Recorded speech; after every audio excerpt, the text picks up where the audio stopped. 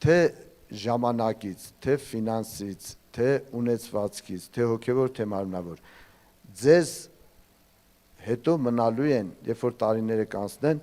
ձեզ մնալու են ինչ որ դուք Հիսուսի համար արել եք։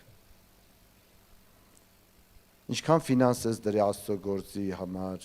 ինչքան ժամանակը, քո անձը, քո մարմինը, քո ամբողջ կյանքը, քո ունեցվածքը,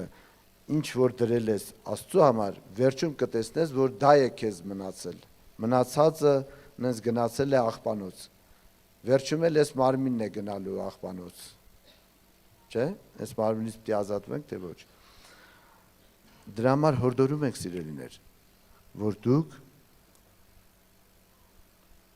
մի մոռացեք, որ ինչ որ ունեք, Տերն է տվել ձեզ։ Չէ՞։ Ինչ որ Աստված, ինչ որ դու ունես, թե ժամանակը, այդ ժամանակն էլ է Տերը տվել քեզ։ Թե դու ես ստեղծել ժամանակը։ Թե դու ես որոշել քանի տարի պետք է ապրես, ինչպես պետք է ապրես, ուրեմն Տերն է տվել։ Հիմա Տիրոջ տվածը, որ մենք տալիս ենք Տիրոջը, մեծ բան է, հարց եմ տալիս ձեզ։ Ուրեմն սիրելիներ, ձեզ թվում է, թե Աստված ամեն մեկին էլ ընդունում է իր ծառայությունը, ոչ։ Մի բան էլ դու պետք է շնորհակալ լինես, որ Աստված թույլ տա, որ քո ունեցվածքը դու օգտագործես Հիսուսի համար։ Մի բան է դու պետք է շնորհակալ լինես։ Որևէ մեկից ես լավը չեմ աշխարհի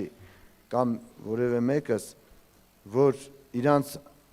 տեկուս միլիոններ ունեն, բայց լրիվ օգտագործվում է մեղքի ու սատանայի համար։ Ես նրանցից լավը չեմ։ Եթե Աստված թույլ է տվել, որ քո եղածը մաշվի Հիսուսի համար, դու պետք է շնորհակալ լինես Տիրոջից եւ հարթաս Հիսուսին։ Հալելույա։ Ոմանք չունեն այդ հնարավորությունը, որտեվ իրանք ստրուկ են եւ հրաման չկա։ Հրամանը ումը որ ծառայեն նա է, նրանից է հրամանը, օգտագործվում է անմաքրությունների համար, մեղքի թագավորության համար։ Եվ այսօր Սուրբ Հոգին այս հնարավորությունները տվել է։